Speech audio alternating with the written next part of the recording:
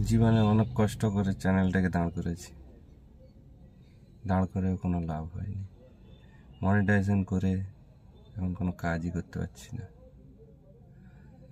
কেননা এখন কাজ করতে গেলে গ্রুপ লাগবে।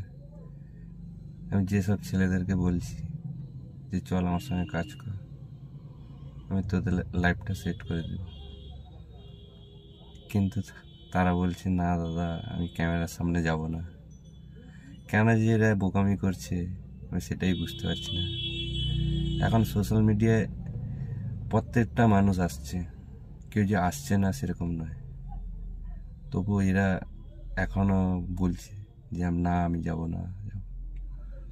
এটা ঠিক করছে কি ভালো করছে আমি নিজেই জানি না, কারণ ওদেরকে একটা কাজ দেওয়ার জন্য আমি চেষ্টা করেছিলাম, কিন্তু ওরা ওই চেষ্টা